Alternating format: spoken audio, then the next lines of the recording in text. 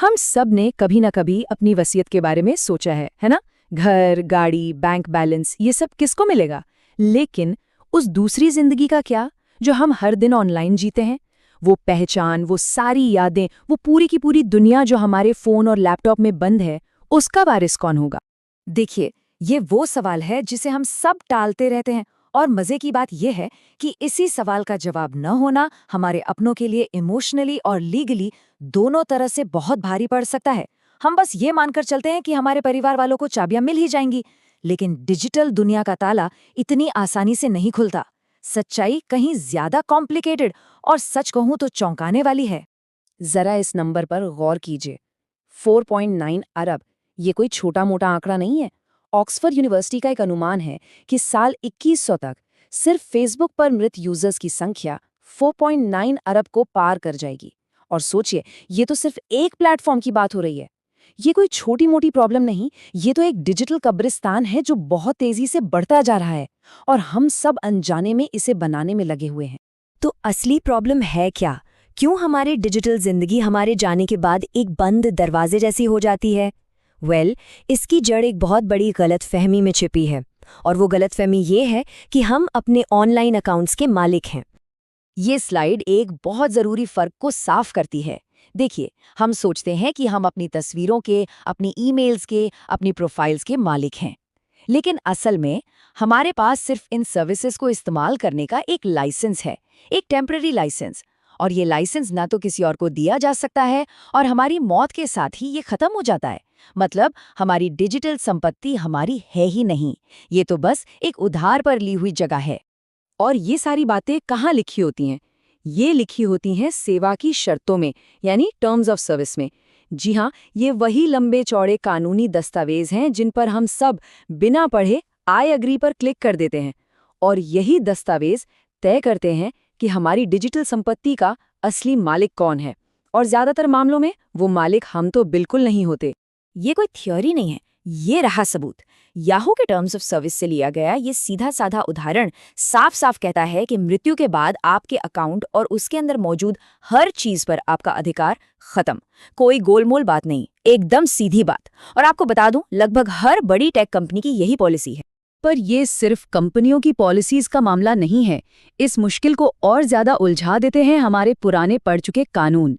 हमारा जो legal system है वो डिजिटल दुनिया की रफ्तार से दशकों पीछे चल रहा है। जरा स्लाइड पर एक नजर डालिए। अमेरिका के जो इंटरनेट से जुड़े सबसे जरूरी प्राइवेसी कानून हैं, वो 1986 में बने थे। सोचिए, ये वो जमाना था जब ना तो सोशल मीडिया था और ना ही स्मार्टफोन। ये टाइमलाइन साफ साफ दिखाती है कि कानून और टेक्नोलॉजी के बीच आज कितनी बड़ी खाई बन चुकी है। और इसका नतीजा क्या होता है? एक बहुत ही क्रूर कानूनी जाल। इन पुराने कानूनों के हिसाब से अगर कोई परिवार का सदस्य अपने किसी गुजर चुके प्रियजन की यादें सहेजने के लिए बस उनका पासवर्ड इस्तेमाल करके अकाउंट में लॉगिन कर ले, तो उसे टेक्निकली एक हैकर, एक अपराधी माना जा सकता है। एक ऐसा अपराध जिसके बहुत गंभीर नतीजे हो सकते हैं।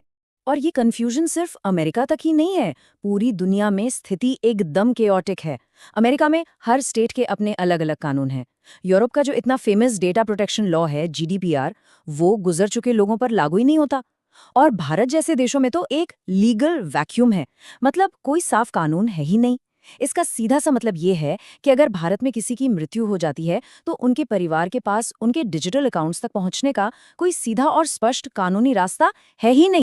ठीक है, तो ये कानूनी भूल भुलैया डरावनी लग सकती हैं, लेकिन अब तस्वीर धीरे धीरे बदल रही है। टेक्नोलॉजी और कानून दोनों ही इस चुनौती का जवाब देने के लिए डेवलप हो रहे हैं। तो चलिए अब उन सॉल्यूशंस पर नजर डालते हैं जो हमें अपनी डिजिटल विरासत पर कंट्रोल वापस दे रहे हैं। सबसे पहले तो टेक कंपनियां खुद कुछ कदम उठा रही हैं, जैसे फेसबुक का लेगेसी कॉन्टैक्ट या गूगल का इनएक्टिव अकाउंट मैनेजर। ये आपको कुछ कंट्रोल देते हैं, लेकिन ये अच्छे कदम तो हैं, पर ये पूरी कहानी नहीं है। ये सिर्फ एक फर्स्ट एड किट की तरह है, कोई पक्का इलाज नहीं। अमेरिका में एक ज्यादा सिस्टमैटिक सोल्यूशन आया है RUFADA के रूप में। ये एक मॉडल कानून है, मतलब एक तरह का लीगल फ्रेमवर्क जिसे अलग अलग राज्य अपनी जरूरतों के हिसाब से अपना सकते हैं। ये इस सारी कंफ्यूजन को दूर करके एक साफ रास्ता दिखाने की कोशिश करता है। और रूफाडा की सबसे खास बात पता है क्या है? ये प्रायोरिटी का एक बिल्कुल क्लियर ऑर्डर बनाता है। सबसे ऊपर है आपका फैसला, जो आपने गूगल या फेसबुक जैसे प्लेटफॉर्म पर पहले से सेट किया है। उसके बाद आती है आपकी वसीयत, और अगर ये दोनों ही नहीं हैं, तब जाकर कंपनी के टर्म्स ऑफ सर्विस लागू होते हैं। ये सिस्टम कंपनी की पॉलिसीज के ऊपर आपकी इच्छा को प्राथमिकता देता है। तो अब जब हम प्रॉब्लम और जो नए नए सॉल्यूशंस आ रहे हैं उनको समझते हैं, तो सवाल ये उठता है कि हम अपने लेवल पर क्या कर सकते हैं। चलिए बात करते हैं उन ठोस कदमों की जो हर कोई अपनी डिजिटल विरासत को सुरक्षित करने के लिए आज अभी उठा सकता है। एक रिपोर्ट बताती है कि एक एवरेज एम्प्लॉई करीब 191 पासवर्ड्स मैनेज करता है। जरा सोचिए, हमारी पर्सनल डिजिटल दुनिया कितनी बड़ी और कितनी बिखरी हुई है। Social media, banking, photos, email, cloud storage, ये एक बहुत बड़ी और कीमती संपत्ति है और इसे सुरक्षित करने की जरूरत है। तो यहाँ कुछ बहुत ही प्रैक्टिकल स्टेप्स हैं। पहला, अपने सभी जरूरी ऑनलाइन अकाउंट्स की एक लिस्ट बनाइए। इसमें सोशल मीडिया से लेकर ऑनलाइन बैंकिंग और क्लाउड स्टोरेज सब कुछ होना चाहिए। दूसरा, अपनी वसीयत में एक डिजिटल एग्जीक्यूटर को नॉमिनेट कीजिए।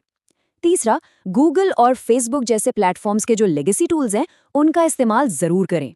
और आखिर में अपने एग्जीक्यूटर के लिए किसी सुरक्षित जगह पर साफ साफ निर्देश छोड़ें। तो अंत में हम उसी एक सवाल पर वापस आते हैं। हम अपनी फिजिकल संपत्ति के लिए तो पूरी प्लानिंग करते हैं, लेकिन हमारी डिजिटल संपत्ति का क्या, जिसमें हमारी यादें, हमारी बातचीत, हमारी पहचान का इतना बड़ा हिस्सा मौजूद है। अब इस बारे में सोचने का वक्त आ गया है।